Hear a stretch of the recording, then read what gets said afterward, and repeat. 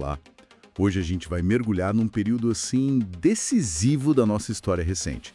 A reta final da ditadura militar. Ali, fim dos anos 70, anos 80. Isso mesmo. Uma época que tinha aquela promessa de abertura, né? Lenta, gradual, segura, mas que também viu uma mobilização popular enorme pelas diretas já. Uma mobilização sem precedentes, realmente. E a nossa ideia aqui, usando como base o texto As Diretas Já e a Transição Pactuada, do Carlos Alberto Menarim, é tentar entender como foi essa passagem do poder militar para o civil. E principalmente que marcas essa transição negociada, essa coisa pactuada deixou, né? Exato. É um momento, assim, de muita ebulição. O regime já mostrava sinais de desgaste, né? E, ao mesmo tempo, novas forças sociais, políticas, estavam surgindo com tudo. E a tensão principal era essa, o povo querendo democracia para valer e os militares com aquela estratégia de controlar a transição, sabe? Sem ruptura, sem o tal do revanchismo. Essa ideia de ser pactuada é a chave para a gente entender tudo. E falando nessas novas forças, uma que ganhou muito destaque foi o chamado novo sindicalismo, principalmente ali no ABC paulista, né? Santo André, São Bernardo. São Caetano, Diadema, isso. Esse movimento surgiu muito como resposta às desigualdades do tal milagre econômico, que não foi milagre para todo mundo, né? De jeito nenhum.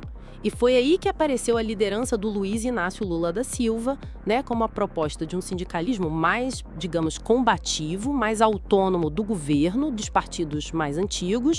E é interessante ver a abordagem mais pragmática desses novos líderes, né, focada na negociação direta.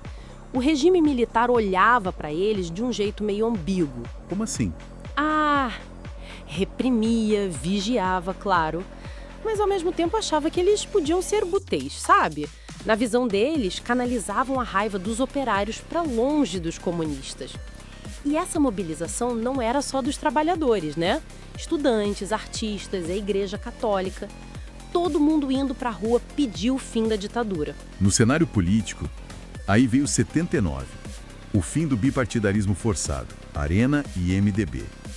Isso abriu a porteira para a reorganização dos partidos. Sim. O PMDB veio como grande herdeiro do MDB, da oposição, com Ulisses Guimarães e outros, mas surgiram outros, o PDS, do governo, o PDT do Brizola, tentando pegar a herança do trabalhismo. E o PT. E o PT, claro, fundado em 80. Uma novidade total, né? Um partido que nasceu das greves, dos intelectuais, da igreja, com o Lula na liderança. Bem raro um partido de massa nascer assim, fora das elites. É verdade. E essa volta de vários partidos, o pluripartidarismo, também tinha uma ambiguidade por parte do regime. Por um lado, era uma resposta à pressão por democracia, mas por outro, era um jeito de tentar dividir a oposição, que estava forte no MDB. Para enfraquecer, né? Exato. Só que o resultado não foi bem esse. As eleições para governador em 82, a oposição ganhou em estados importantíssimos. São Paulo, Minas, Rio. Isso deu um gás enorme para a campanha das diretas já para presidente. Foi aí que a emenda do Dante de Oliveira ganhou força total. E a campanha das diretas já. Que movimento popular incrível. Milhões de pessoas na rua, aqueles comícios gigantescos. Uniu o Brasil todo pelo direito de votar para presidente. Foi lindo de ver. A gente via líderes de campos diferentes, tipo o FHC e Lula, no mesmo palanque. Artistas engajados.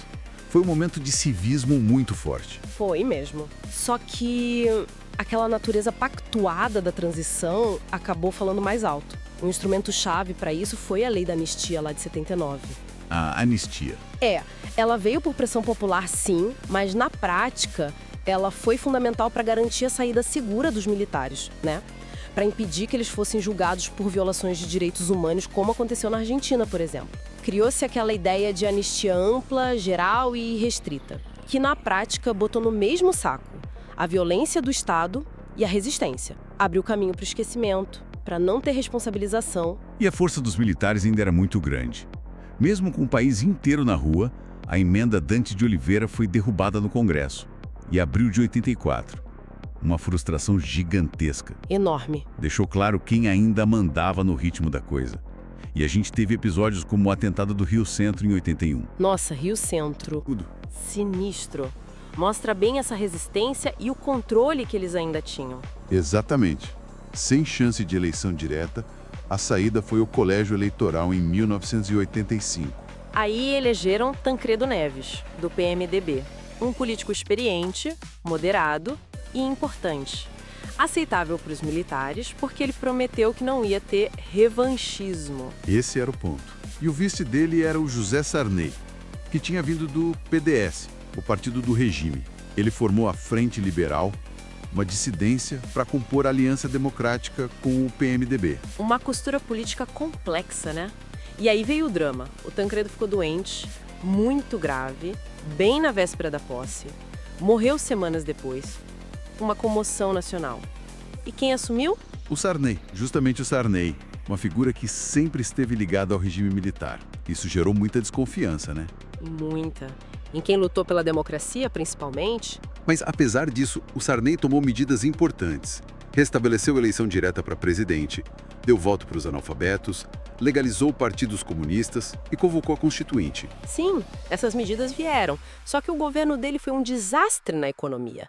E para a inflação galopante, aqueles planos econômicos Cruzado 2, um fracasso atrás do outro. Lembro do desabastecimento, filas enormes. Exato. Gerou muita greve, muita agitação social, teve repressão violenta, como em Volta Redonda, o assassinato do Chico Mendes na Amazônia. Foi um período muito difícil. Ainda assim, não dá para negar o legado da mobilização que começou lá nas diretas, né? Essa energia toda foi super importante na Constituinte. Resultou na Constituição de 88, a Constituição Cidadã, que trouxe avanços enormes em direitos sociais, trabalhistas, para as minorias, mulheres, meio ambiente. Sim, um avanço inegável. Mas, para concluir, a análise do Carlos Fico, que o texto menciona, aponta algo crucial. Não teve ruptura de verdade com o regime anterior. O primeiro presidente civil veio do partido que sustentou a ditadura e não rolou justiça de transição. Ninguém foi julgado pelas barbaridades cometidas.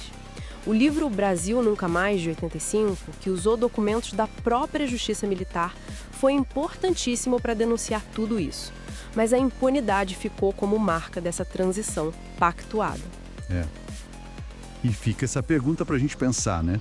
Como será que essa característica, essa transição negociada, que evitou a ruptura e a responsabilização total pelo passado, moldou a nossa democracia de hoje, com as forças e as fraquezas que ela tem? Uma reflexão essencial, sem dúvida. E aproveitando, convidamos o público a se inscrever no canal Lula Foco no Fato. É isso aí, pessoal. Até a próxima.